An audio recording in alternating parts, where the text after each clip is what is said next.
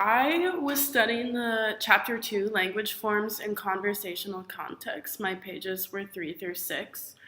So the first point that I grabbed was the comprehensive language teaching, which is number 1 on my handy dandy whiteboard back here. But communicative language teaching deals with preparing students for real life conversations, so how they should speak in real life scenarios at the market, at the bank, and it helps them. It helps them with academic English as well, how to write and talk academically in class, but it focuses more on real life situations. So my first comprehension question is here in blue. It says, what assets of real world speaking do your students struggle with? What are some aspects that your students struggle with in your service learning? My next point is fluency and accuracy. And this states that there is a debate between fluency and accuracy, whether you need to be teaching both or one or the other. And a lot of people say that you can't really have fluency without grammatical structures and everything having accuracy. So you can't have one without the other. So my question to you is, first, is fluency or accuracy more important? Do you agree with that? Is one more important than the other? Following that, there's a paragraph about Aardvark and Nation, who are two people in 1991 who discussed this. And they said that in lesson plans, you need to have both. Lesson plans need to be a combination. But this leads to my third point. How do we even encourage fluency? Well, on page 5, they list 3 things that we can do as teachers to encourage fluency. And number 1 is we should be using materials and grammatical structures and vocabulary that are familiar. We need to be pushing them a little bit, but using familiar structures helps them feel more confident and more comfortable.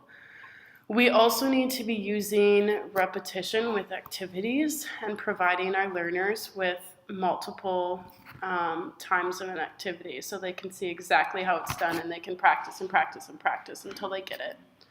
And then finally is kind of what I mentioned in my first point, is that we need to give students some pressure. We shouldn't make them too nervous or make them too challenging, but students should be challenged because that's how they're going to become fluent and raise their language acquisition levels. So my question is, do you think what Aardvark and Nation about needing combination and fluency and accuracy, do you agree with that? Should they both be in lesson plans, or should it be one or the other? Should it be fluency because they listed fluency?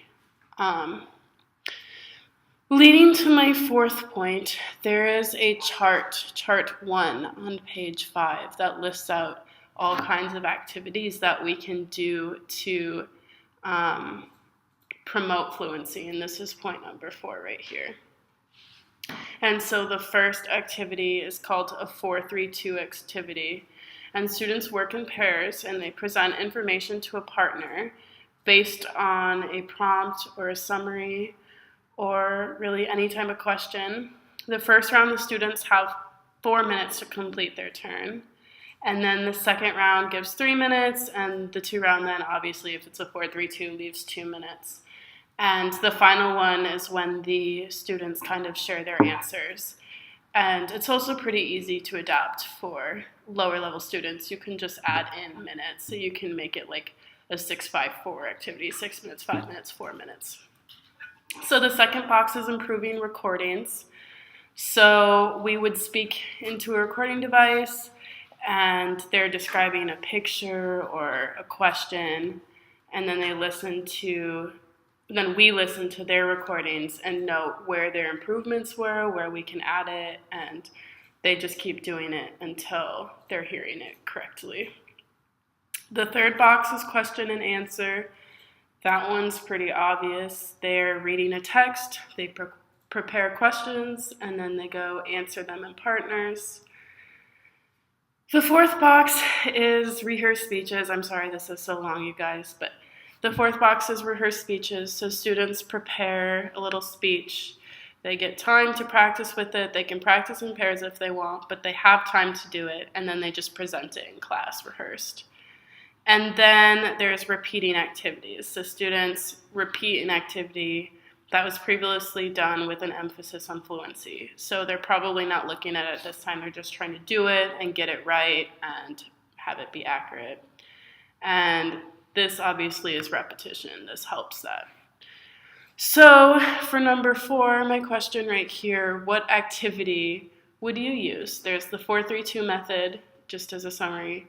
4-3-2 method, improving recordings, question and answer, rehearse speech, or repeating activities. Which one would you do? And then my final point is number 5, offer students extra aid. So students in a lot of the countries we visit, or even here this is true, they don't have easy access to English outside of the classroom. It's not easy for them to hear it and to find resources and tutors.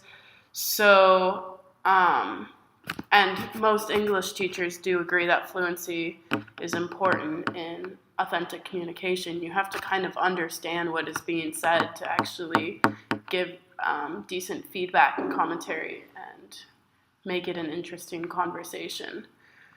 So my question then is, what are some ways you could reach the students who don't have the same opportunity of access to fluency? How can we reach them? Thank you guys for listening, and I look forward to your responses.